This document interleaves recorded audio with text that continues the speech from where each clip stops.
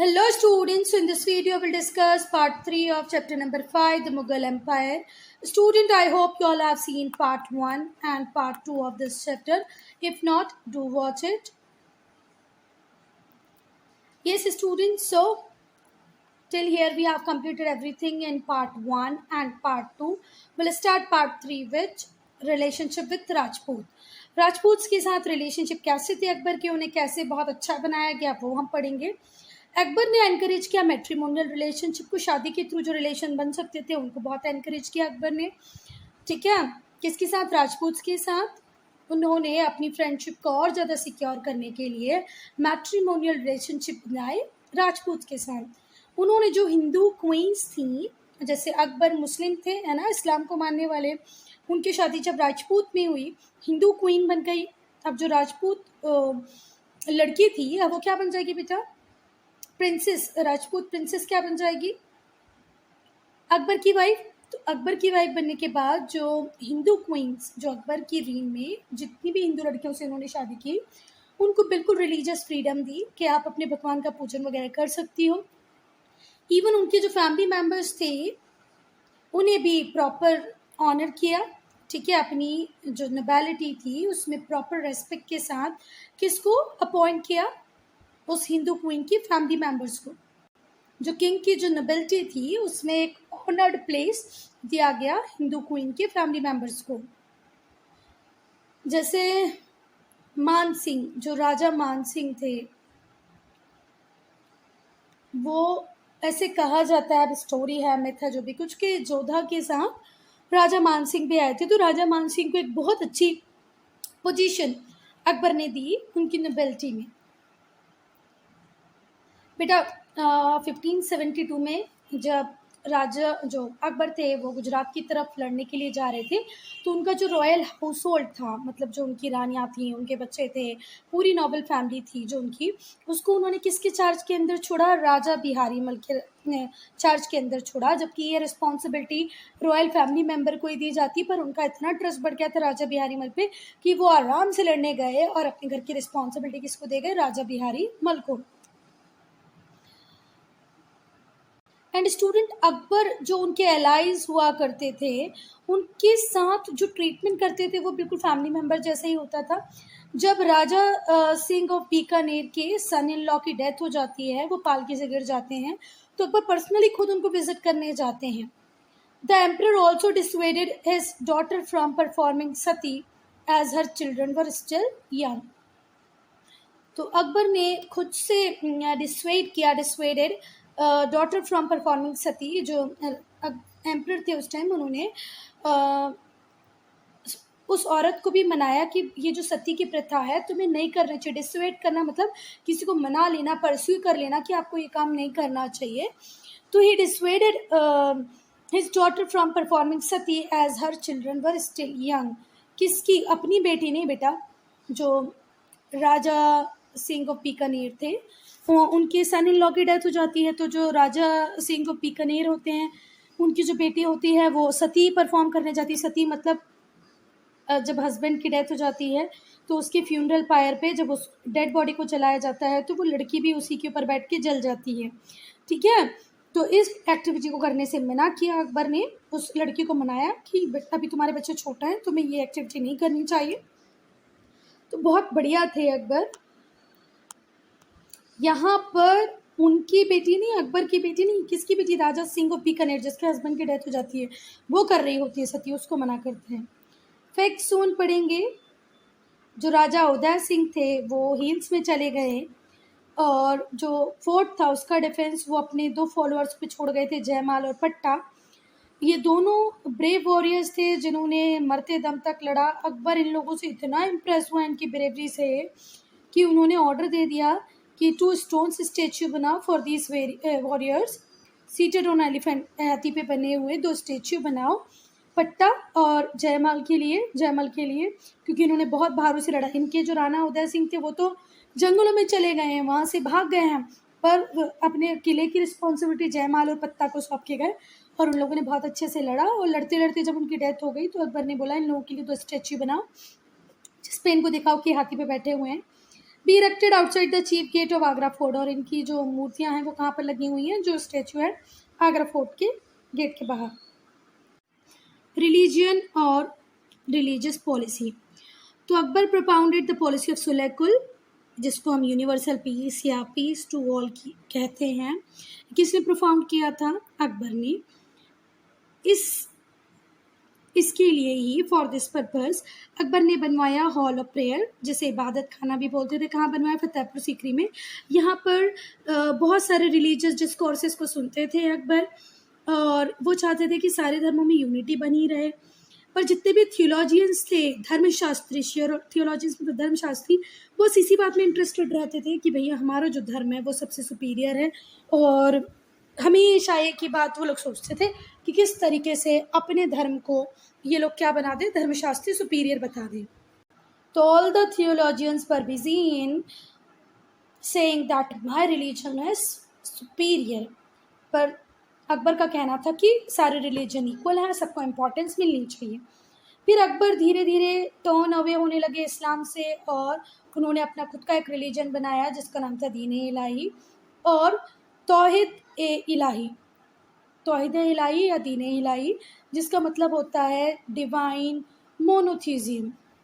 Mono मतलब एक भगवान की बात करते थे, मोनोथीज़ियम है ना, मतलब एक धर्म हो, जिस डिवाइन मोनोथीज़ियम की बात करते थे। दीन इलाही के अंदर ये अकबर का खुद का बनाया धर्म था, जिसमें उन्होंने सारे धर्मों की अच्छाइयों को रखा था, और धीरे धीरे धीरे करके उनका मन इस्लाम से ख़त्म होने लगा था।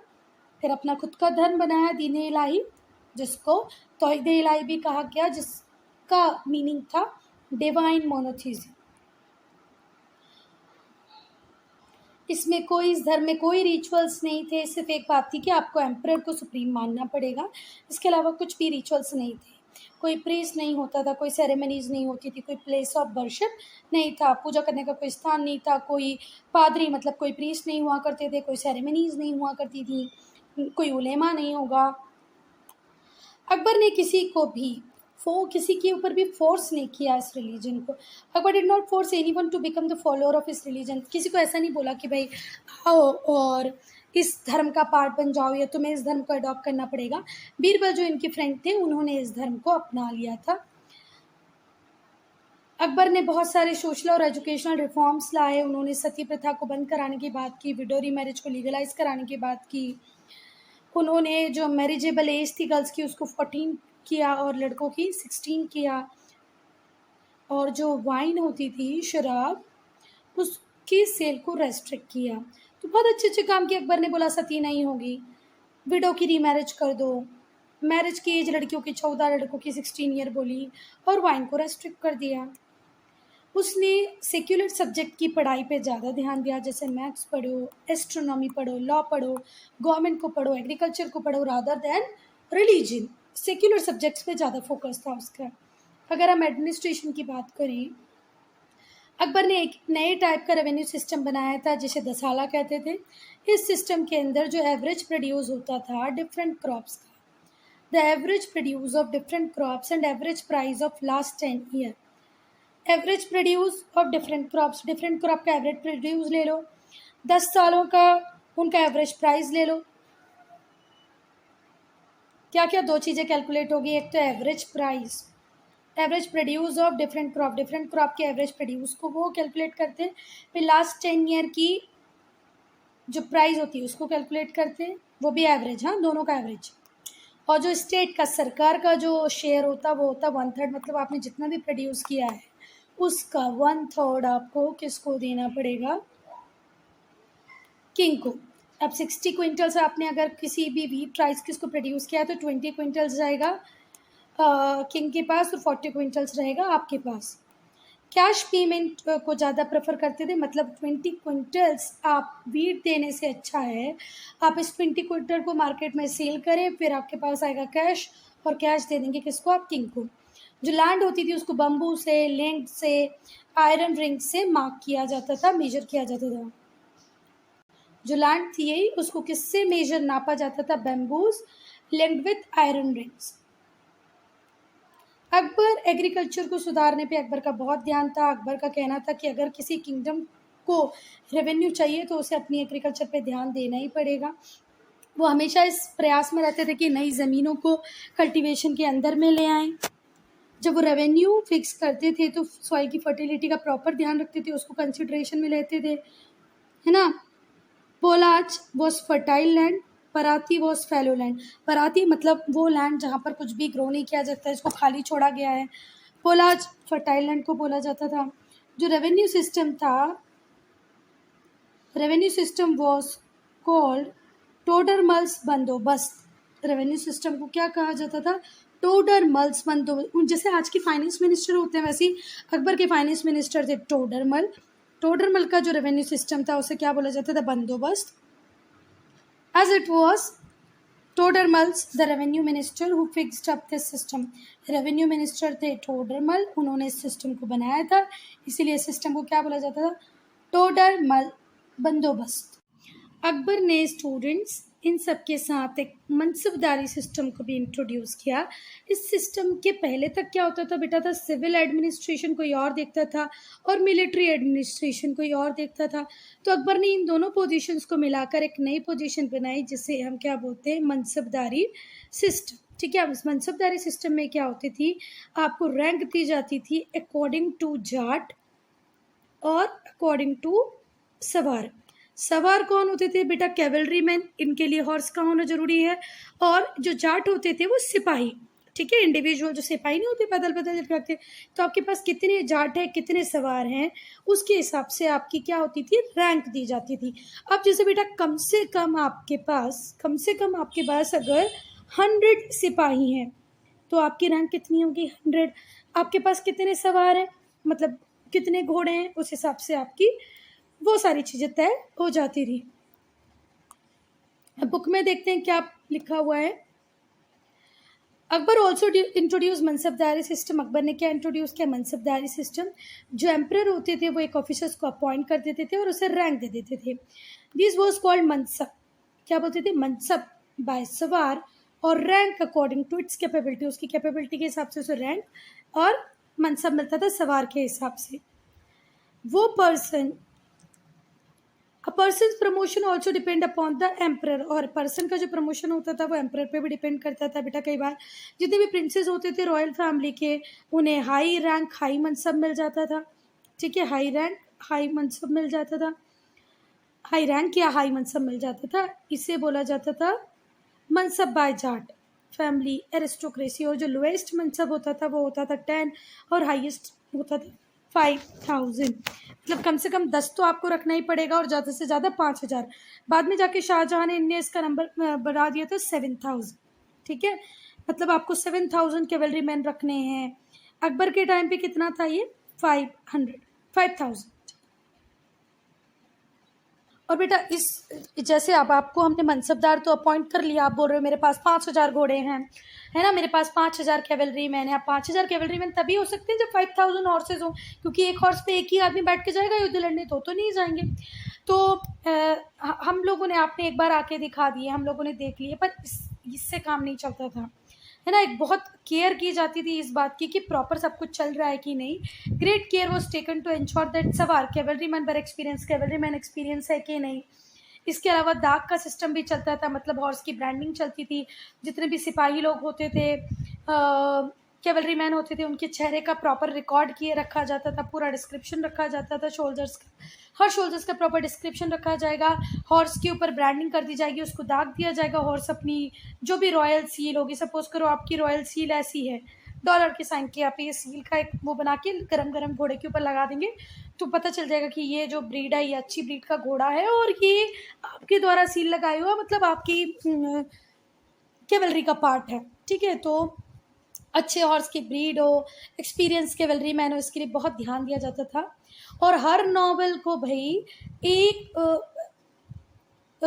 हर एक थोड़े टाइम के बाद पेरियोडिक इंस्पेक्शन के लिए लाना पड़ता था एम्परर के पास। एक व्यक्ति अपॉइंट कर देता था एम्परर कि तुम देख लेना कि ये जो व्यक्ति आ रहा है इसके पास 5000 की रैंक है, मनसब है, तो देखो इसके पास उतना मटेरियल, जितनी चीज़ें, जो इतनी कैवलरी, जितने घुड़सवार, कितने सिपाही चाहिए वो है कि नहीं।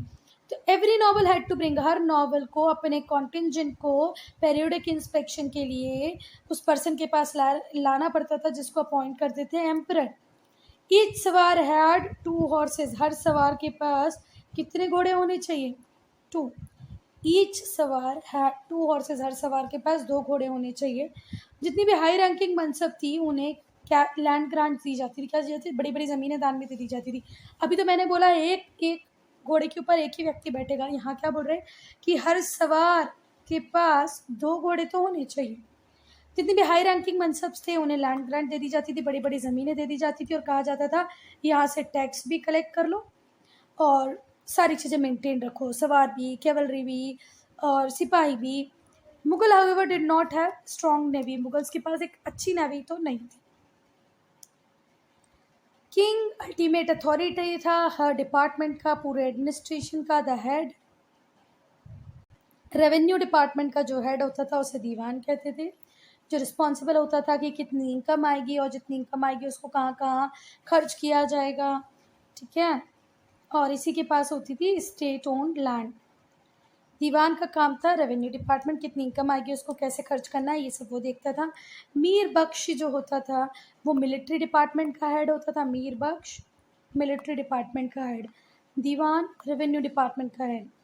मीर समन रॉयल हाउस होल्ड का हेड, मतलब देखो राजा की फैमिली भी बहुत इंपॉर्टेंट होती थी तो उसको देखने के लिए मीर समन, मिलिट्री डिपार्टमेंट का मीर बख्शी, रेवेन्यू का दीवान।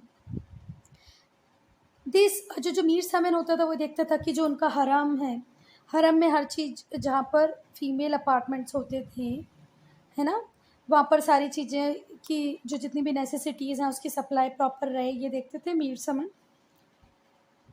And the supervision of work of royal karkhana, और जितने भी रॉयल कारखाने होते थे उनमें एक प्रॉपर काम चल रहा है कि नहीं चल रहा है, हरम में सारी चीज़ें हैं कि नहीं है, ये देखने का काम होता था मीर समान का। और जो काजी होते थे वो जुडिशियल डिपार्टमेंट के हेड होते थे, ठीक है। काजी कौन होते थे? जुडिशियल डिपार्टमेंट के हेड, मतलब वो देखते थे लॉ एंड ऑर्डर, किसको कितनी पनिशमेंट देनी चाहिए, है ना, किसको कितनी सज़ा सुनाई जाए, ये काजी का काम था देखना। और इनको जब जब ज़रूरत पड़ती थी तो चैरिटेबल रिलीजियस एंडोमेंट का भी काम दे दिया जाता था, ठीक है। पर फाइनल डिसीजन मेकर इन सब बातों में किंग ही हुआ करता था, राजा जो बोलते वो सब सही। Babar laid the foundation of Mughal rule, किसने मुगल रूल का फाउंडेशन रखा था? बाबर ने। बट ये अकबर थे जिन्होंने मुगल रूल को इंडिया में कंसोलिडेट किया, ठीक है। तो बाबर तो वो व्यक्ति था बेटा जिसने मुगल रूल को एस्टेब्लिश किया, पर कंप्लीट कंसोलिडेशन करने वाले थे Akbar. Akbar is known as greatest Mughal ruler, महान शासक के नाम से जाना जाता है अकबर को। बेटा किसानों को फैक्ट जोन की अगर हम बात करें तो जितने भी किसान पीजेंट्स हुआ करते थे उन्हें स्टेट ड्यूज के बारे में पूरी इन्फॉर्मेशन रहती थी, तो जो लोकल लैंडलॉर्ड होते थे वो उन्हें चीट नहीं कर पाते थे। लोकल लैंडलॉर्ड जिन्हें ज़मींदार बोलते हैं वो कभी भी चीट नहीं कर पाते थे पीजेंट्स को।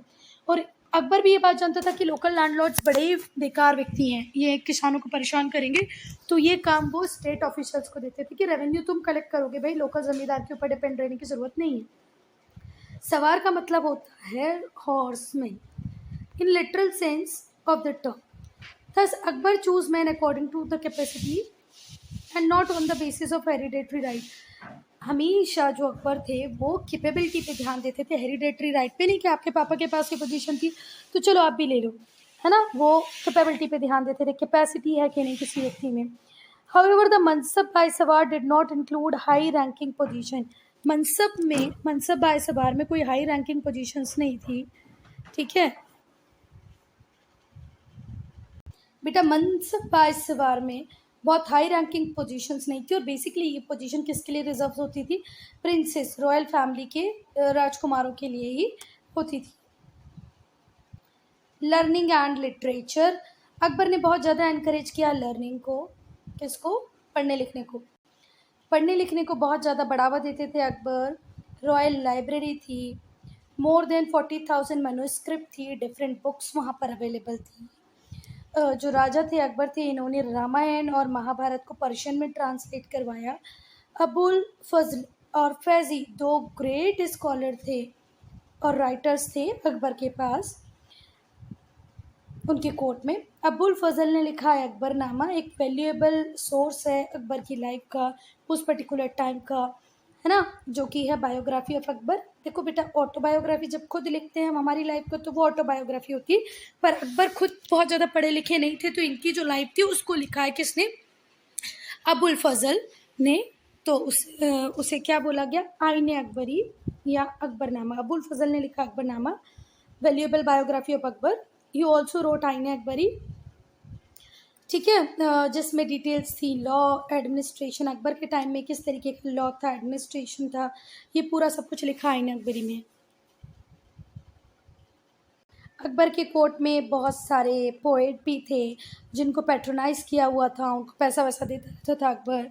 बहुत सारे दूसरे लैंग्वेज के स्कॉलर थे, हिंदी पर्शियन पोएट भी थे जिन्होंने बहुत सारी बुक उसमें उस टाइम में लिखी। ये बेटा अबुल फजल का पोइट्री मतलब इमेज है। म्यूज़िक को बहुत ज़्यादा पसंद करते थे अकबर, भले वो इंस्ट्रूमेंटल हो या वोकल हो। उनके जो बायोग्राफर हैं अफजुल फजल, उन्होंने एक लिस्ट दी है पूरी 36 म्यूजिशियंस की जो अकबर के कोर्ट में थे, जिसमें कि एक थे तानसेन ऑफ ग्वालियर जो उन 36 में सबसे ज़्यादा पॉपुलर थे। पेंटिंग की अगर बात करें तो डिफरेंट रीजन से इंडिया के अलग अलग जगहों से पेंटर्स अकबर के दरबार में आया करते थे, वहाँ रुकते थे। ग्वालियर से, गुजरात से, कश्मीर से, डेक्कन से, है ना, कहाँ पर रहते थे वो? अकबर के पास रहते थे। तस्वीर खाना पेंटिंग स्टूडियो बना रखा था अकबर ने एक, तो अलग अलग जगहों से लोग आके अकबर के तस्वीर खाना में काम करते थे। तस्वीर खाना बोले तो पेंटिंग स्टूडियो। एक नए स्टाइल का पेंटिंग डेवलप किया था इस टाइम में, जिसमें उन्होंने इंडियन और पर्शियन स्टाइल को कंबाइन कर दिया था, जिसमें ब्राइट कलर होते थे। पेंटिंग्स में हमेशा हंटिंग के सीन दिखाए जाते थे, रॉयल कोर्ट के सीन दिखाए जाते थे, तो पेंटिंग भी एक अलग टाइप से थी। और अकबर के लिए के पास क्या था? पेंटिंग स्टूडियो, जिसे क्या कहते थे? तस्वीर खाना। किसी फ़ोटो में शिकार होता दिखा जाएगा, किसी में रॉयल फैमिली। तो ये देखो, ये अकबर के टाइम की पेंटिंग है। ये हाथी के ऊपर बैठ के किंग ही जा रहे होंगे, आगे घुड़सवार हैं, महल है। It's a fusion of Indian and Persian style of painting. Now architecture. Akbar की जो रीन थी वो ब्यूटीफुल बिल्डिंग्स बनाने के लिए बहुत फेमस थी। इन्होंने फोर्ट बनाए, किले बनाए, डैम्स बनाए, मॉन्यूमेंट्स बनाए। एक नए स्टाइल का आर्किटेक्चर आया इंडिया में, जिसमें सिंथेसिस था Indian, Persian, Central Asian architecture का। Central Asian architecture, Persian architecture, Indian architecture को मिला के एक सिंथेसिस आर्किटेक्चर रेडी हुआ अकबर के टाइम पे। फतेहपुर सीकरी बेस्ट एग्जाम्पल है इस फॉर्म के आर्किटेक्चर का। वहाँ पर बहुत सारी ब्यूटीफुल बिल्डिंग है सीकरी में। जो बिल्डिंग्स हैं वो वर्थ मेंशनिंग है। बुलंद दरवाज़ा, मतलब वहाँ के जो इम्पोर्टेंट बिल्डिंग्स हैं वो हैं बुलंद दरवाज़ा, Panchmahal, palace of Birbal's daughter, Birbal की डॉटर के लिए भी एक पैलेस बनाया था, जोधाबाई पैलेस, दीवान खास। तो बेटा आर्किटेक्चर में किस किस को कंबाइन किया उन्होंने? इंडियन स्टाइल को, सेंट्रल एशियन स्टाइल को और पर्शियन स्टाइल को। फिर एक नया स्टाइल बना, है ना, और उस नए स्टाइल में बहुत सारे मॉन्यूमेंट्स बने अकबर के टाइम में, जिनमें से कुछ फेमस हैं। बेसिकली फतेहपुर सीकरी पूरा उसी का एग्जाम्पल है। बुलंद दरवाज़ा, Panchmahal, palace of Birbal's daughter, Jodha Bai palace, Jodha Bai के लिए भी बहुत बढ़िया महल बनवाया था, दीवान खास एंड ऑल। ये है बेटा बुलंद दरवाज़ा। देखो कितनी सुंदर पेंटिंग है नूरजहां और जहांगीर की, सच में प्यारी है। ये क्या है? चिश्ती का सलीम चिश्ती का टूम्ब। तो मतलब आर्किटेक्चर तो सही में गजब था। भले ही वो जोधा भाई का महल हो, भले ही वो बुलंद दरवाज़ा हो, ये सब रेड सैंडस्टोन से बना हुआ है। जो आगरा का फोर्ट है वो यमुना के किनारे, मतलब यमुना के बैंक पे बना हुआ है। शेख सलीम चिश्ती की जो दरगाह है वो फतेहपुर सीकरी में ही है। ये वाइट मार्बल से बनी हुई है। ये भी एक ग्रेट क्रिएशन था अकबर का। आगरा फोर्ट इम्प्रेसिव आर्किटेक्चर है। ये यमुना रिवर के किनारे, मतलब बैंक पर है। हुमायूं का जो टूम है दिल्ली में, वो भी इसी आर्किटेक्चर स्टाइल का एग्जाम्पल है। जो टूम है वो बनाए जाते थे रेज्ड, थोड़ी ऊंची जगहों पर। It is in the middle of garden, garden के बीच में बना देते थे। The टूम marks both Indian and Persian architectural style, और टूम में भी दोनों स्टाइल आपको मिल जाएंगी, इंडियन और Persian architecture style. Now estimate Indeed, Indeed का मतलब होता है वास्तव, वास्तव में जो अकबर हैं वो ग्रेट रूलर थे, एक गिफ्टेड जनरल थे, गुड एडमिनिस्ट्रेटर थे, ट्रूली बिलीव था उनका टॉलरेंस में, लिबरलिज्म में। कभी भी उन्होंने किसी एक ऐसे शाइन को नहीं दिखाया जिसमें हमको लगे कि वो किसी व्यक्ति को फेवर कर रहे हैं उसके रिलीजन को देख के, है ना, उसकी कैपेसिटी को नहीं देख रहे हैं, सिर्फ रिलीजन को देख के फेवर कर रहे हैं, ऐसा कभी भी नहीं था अकबर के टाइम में। ये वो व्यक्ति था जिसका कीन इंटरेस्ट था नॉलेज में, literature, painting, music, philosophy, architecture में, भले वो लिटरेचर हो, पेंटिंग हो, म्यूज़िक हो, फिलॉसफी हो, आर्किटेक्चर, उन सब में उनका इंटरेस्ट था। ये एक वर्दी मुनार्क थे, मतलब ऐसा राजा होना चाहिए। वो वेलफेयर का बहुत ज़्यादा ध्यान रखते थे, उनकी जो जनता थी, प्रजा थी, उस पर ध्यान रखते थे। जो उनके लोग थे, उनके सब्जेक्ट थे, जो प्रजा थी, किंगडम में रहने वाले लोग थे, उनके सेंटिमेंट्स का ध्यान रखते थे, उनके लिए वेलफेयर प्रोग्राम लाते थे, भलाई के काम करते थे, विदाउट विच ही न्यू, उनको पता था क्योंकि अगर मैंने ये नहीं किया तो मेरी एम्पायर कभी भी स्थिर नहीं रह पाएगी, स्टेबल नहीं हो पाएगी, और कभी भी एक बहुत बड़ा एम्पायर मैं एस्टेब्लिश नहीं कर पाऊँगा। इसलिए उन्होंने जजिया को माफ़ कर दिया। जजिया हिंदुओं पे लगने वाला एक कर्ज था, वो कर्ज नहीं, सॉरी, टैक्स था, टैक्स था। जजिया हिंदुओं पे लगने वाला एक टैक्स था जिसको माफ़ कर दिया किसने, अकबर ने। इसी टाइम में उसने किसानों की भलाई के बारे में भी सोचा। किसकी भलाई के बारे में? किसानों की, क्योंकि पूरी कंट्री के लिए फूड कौन प्रोड्यूस करते हैं? किसान, तो किसानों के लिए सोचा। His dealings with Rajput one them, जिस तरीके से राजपूत के साथ डील किया, उनके विश्वास को भी जीता उन्होंने। जो लॉयल फ्रेंड्स में कन्वर्ट हो गए, वो राजपूत जो कभी अकबर को पसंद नहीं करते थे और मुग़ल रूल को सपोर्ट करने लगे वो लोग। अब हम पढ़ेंगे जहांगीर एंड शाहजहां फेज 3। अकबर की डेथ के बाद सलीम ने सक्सीड किया थ्रोन को 1605 में। सलीम को थ्रोन मिला 1605 में, जब वो 36 ईयर के थे। Assume the title of Nuruddin Mohammad Jahangir. Nuruddin Mohammad Jahangir, Salim उनको बचपन से घर का नाम था, ऐसे हम बोलते हैं ना, निकनेम सलीम, पर वो जब उनको थ्रोन मिला तो उनको अपने आप को क्या नाम दिया, क्या क्या टाइटल लिया? नूरुद्दीन मोहम्मद जहांगीर। जहांगीर की शादी हुई बेटा नूर जहां से, ठीक है, नूर जहां, जिसका मतलब होता है the light of the world. उनका जो ओरिजिनल नेम था वो था मेहरुनिसा। क्या था? मेहरुनिसा। किसका नाम था मेहरुनिसा? नूरजहां का।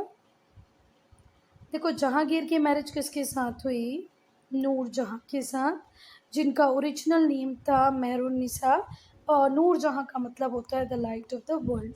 ये एक पर्शियन इमिग्रेंट की डॉटर थी। Emperor gave a lot of importance to his queen Noorjahan in matter of administration. ये जो राजा थे जहांगीर, ये ज़्यादा इम्पोर्टेंस देते थे अपनी वाइफ को एडमिनिस्ट्रेशन अफेयर्स में भी।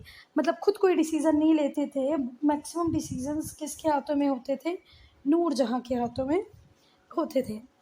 ही also issued coin in the name of Noorjahan. और भैया जहांगीर तो इतना पसंद करते थे नूरजहां को, मतलब मेहरुनिसा को, कि उन्होंने उनके नाम से कॉइन भी इशू कर दिए। जहांगीर के कॉन्क्वेस्ट देखेंगे, 1612 में इन्होंने बंगाल में अपनी आर्मी भेजी और उसको सब्जुगेट कर लिया।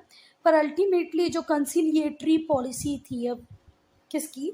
जहांगीर की, उसने जो अफगान्स थे उन्हें मुगल्स का फ्रेंड बना लिया, ठीक है, सब्जुगेट कर लिया था उन्होंने बंगाल को। पर उनकी कंसिलिएटरी जो पॉलिसी थी, कंसिलिएटरी पॉलिसी का मतलब होता है आर्ग्यूमेंट को ख़त्म करने वाली, है ना, बहस वगैरह को ख़त्म करने वाली पॉलिसी, कंसिलिएटरी पॉलिसी, जिससे अफगान उनके फ्रेंड बन गए। जो मोस्ट नोटेबल अचीवमेंट था जहांगीर का वो था कि उसने राइवलरी ख़त्म कर दी मुगल्स और मेवाड़ की राइवलरी ख़त्म करने का श्रेय किसको जाता है?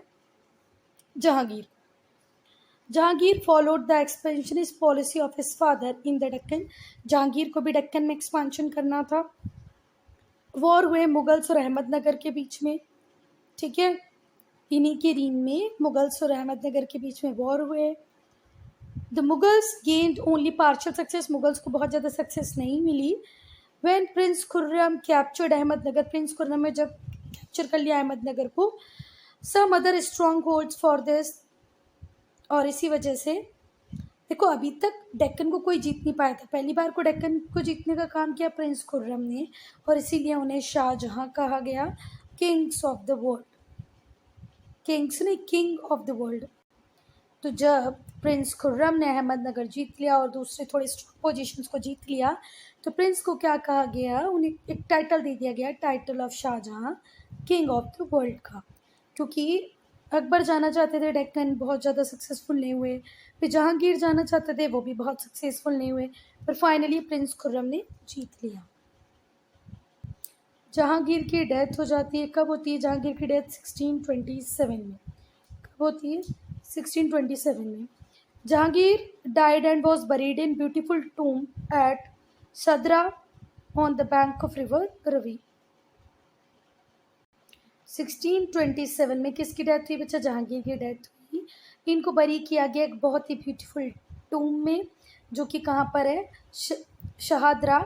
शाहदरा कहाँ पर? On the bank of river Ravi, Ravi नदी के किनारे शाहदरा है, वहीं पर ब्यूटीफुल टूम बना है किसका? जहांगीर का।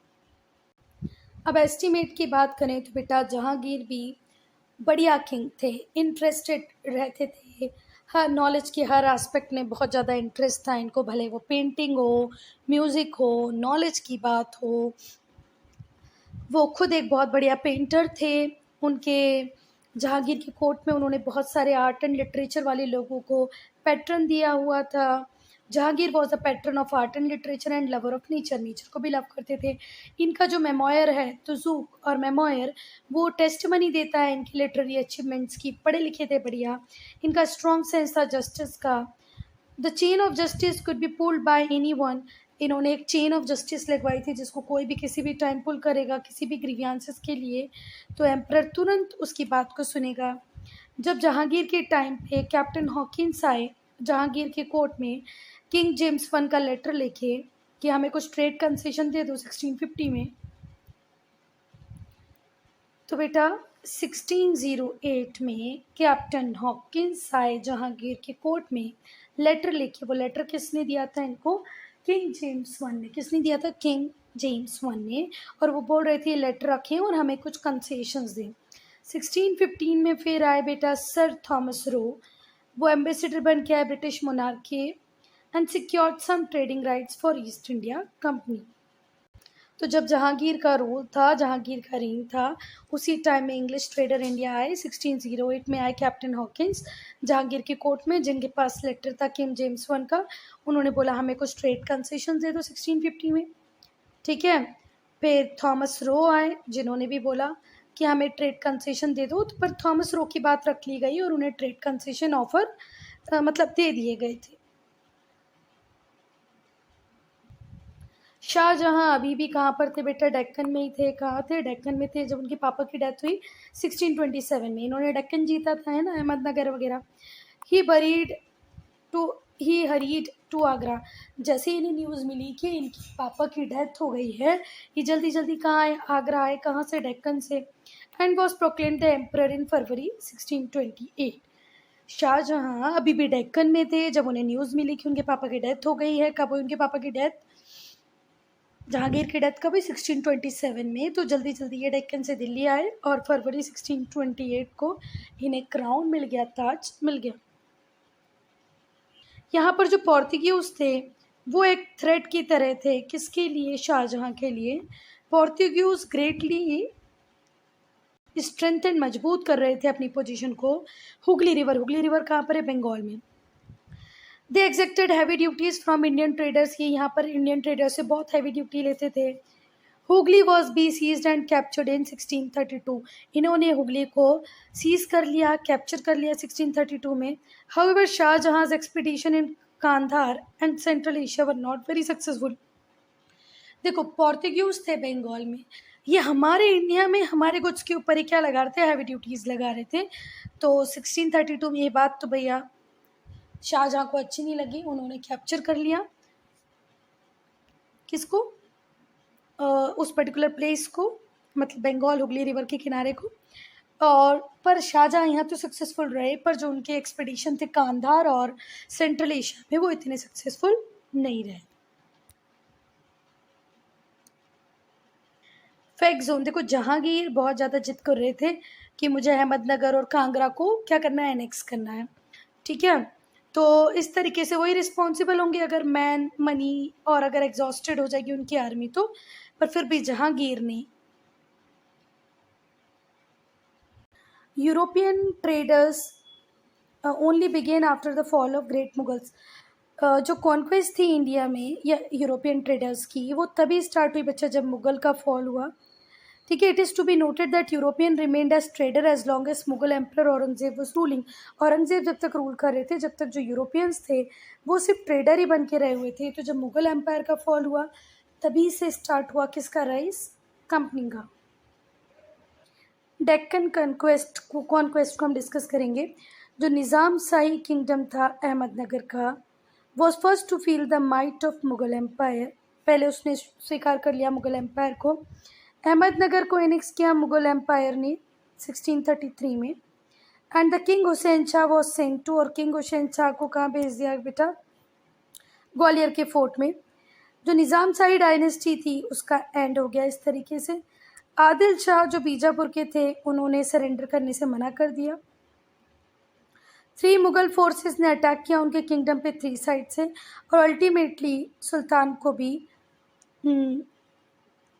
मजबूर होके मानना ही पड़ा। 3 साइड से जब आपको आर्मी घेर लगी तो आपके पास कोई उपाय नहीं बचेगा। तो पीस के लिए उन्होंने भी बात मान ली 1636 में। उसने सुज़ैरनिटी एक्सेप्ट कर ली मुगल्स की, मुगल्स को अपना स्वामी मान लिया। Shahjahan left his third son Aurangzeb then a youth of 18। Shahjahan ने अपनी यंग बेटे, यंग सन को, जो कि उस टाइम 18 ईयर का था, उसको छोड़ दिया किसकी देखभाल के लिए, डेक्कन की देखभाल के लिए। इट कंप्राइज 4 प्रोविंसेस, उसमें 4 प्रोविंसेस थी, खानदेश, बेरार, तेलंगाना, दौलताबाद। दौलताबाद, तेलंगाना, बेरार, खानदेश 4 प्रोविंसेस थी। इनकी देखभाल किसको दे दी उन्होंने, औरंगजेब को देकर चले गए वहाँ से, क्योंकि वाइसरॉय वहाँ के औरंगजेब थे। तो औरंगजेब ने वहाँ के फाइनेंसेस को रीऑर्गेनाइज किया, डेक्कन के, वहाँ पर एग्रीकल्चर की कंडीशन को इम्प्रूव किया। Aurangzeb's diwan Murshid Quli Khan introduce Todarmal system in Deccan. Aurangzeb के जो दीवान थे, जो मतलब फाइनेंस मिनिस्टर थे, टैक्स रेवेन्यू मिनिस्टर थे, वो थे मुर्शिद कुली खान। उन्होंने जो टोडरमल का जो सिस्टम था उसको इंट्रोड्यूस किया डेक्कन में। फैक्ट जोन में बेटा बड़ी इंपॉर्टेंट इन्फॉर्मेशन है, वो सुनना जरा। जब कोई राजा अपने नाम का कॉइन इशू नहीं कर पाता था, इसका मतलब वो अभी इंडिपेंडेंट नहीं है, सबऑर्डिनेट पोजीशन पे है, ठीक है। But has a subordinate position such as that of governor, governor की तरह होता था। कुतबा पढ़ाया जाता था बेटा, कुतबा पढ़ाया जाता था। Khutba is the declaration that is read every day before, कि दरबार चालू होने के पहले रोज़ खुतबा पढ़ा जाता था, ठीक है। दरबार मतलब किंग की कोर्ट में ये अनाउंस करता था कि ये जो रूलर है इस किंगडम का, वो खुद के नाम पे रूल नहीं कर रहा है, वो किसके नाम पे रूल कर रहा है, एक बड़े राजा जो एक और मालिक है उसके नाम पे रूल कर रहा है। तो कुतबा रीड किया जाता था in the name of Shahjahan in Golconda में भी फतवा पढ़ा जाता था किसके नाम का, कुतबा पढ़ा जाता था, फतवा नहीं, कुतबा पढ़ा जाता था किसके नाम का, शाहजहाँ के नाम का। कि अल्टीमेटली जो अब्दुल शाह हैं वो टेरिटरी को रूल तो कर रहे हैं, पर किसके बिहाफ पे, शाहजहाँ के बिहाफ पे। शाहजहाँ उनका जो ओवरलोड है वो कौन है, शाहजहाँ। तो कुतबा समझ में आया, वो एम्पायर जो कहीं ना कहीं किसी की ओवरलोडशिप को एक्सेप्ट करती थी, जहाँ पर जो रूलर था उसके पास एक्चुअल पावर नहीं होती थी। तो दरबार चालू होने के पहले रोज खुतबा पढ़ा जाता था, उस खुतबे से पता चल जाता था कि ये जो पर्टिकुलर राजा है ये किसके नाम से रूल कर रहा है। फिर बेटा ये जो शाहजहाँ थे, इन्होंने एक पिकॉक थ्रोन बनवाया था, costliest single treasure in the history. Costliest सबसे महंगा सिंगल ट्रेजर था हिस्ट्री का peacock throne. The emperor built it for himself, emperor ने खुद के लिए बनवाया था 1635 में। 1635 में पिकॉक थ्रोन बनवाया एम्परर ने अपने खुद के लिए। इसके अंदर 1150 किलोग्राम ऑफ गोल्ड लगा था। हे भगवान, थोड़ा ही मिल जाता इसका हमें। 1150 किलोग्राम का गोल्ड लगा था। 230 ग्राम के प्रीशियस स्टोन्स थे। इसका जो कॉस्ट था वो ट्वाइस था कॉस्ट ऑफ ताजमहल। इतना बड़ा ताजमहल का जितना कॉस्ट था उसका डबल कॉस्ट था पीकॉक थ्रोन का, क्योंकि उसमें 1150 ग्राम तो सोना ही लगा था। 230 किलोग्राम, ग्राम नहीं किलोग्राम है ना, 1150 किलोग्राम, मैंने अगर ग्राम बोला है तो कंफ्यूज ना हो, किलोग्राम सोना लगा था। 230 किलोग्राम प्रीशियस स्टोन लगे थे और इसका जो कॉस्ट था वो ताजमहल की कॉस्ट का दोगुना था, डबल था।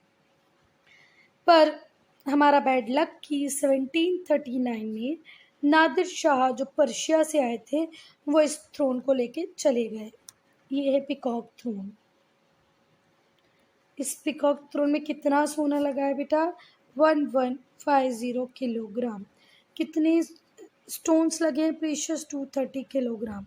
इसकी कॉस्ट कितनी थी? ताजमहल की जो कॉस्ट है उसकी कॉस्ट की डबल। इसको एंड में कौन ले गया? तो इसको एंड में ले गए नादिर शाह। शाहजहां की जो रीन थी बेटा उसे गोल्डन एज कहा जाता है। मिडवल पीरियड का गोल्डन एज किसकी रीन को कहा जाता है? शाहजहां। शाहजहां जब रूल कर रहे थे इनकी रीन को गोल्डन एज कहा जाता है। बहुत एक्सपोर्ट होता था वेस्ट एशिया को, यूरोप को। इनका जो कोट था मार्क्ड बाय एंड स्प्लेंडर, बहुत ही राजशाही वाली लाइफ थी, स्प्लेंडरस लाइफ थी, भव्य लाइफ थी। किसकी? हमारे शाहजहां की। उसने एक नई सिटी बना दी जिसका नाम था शाहजहानाबाद, जिसको आज का ओल्ड सिटी कहते हैं।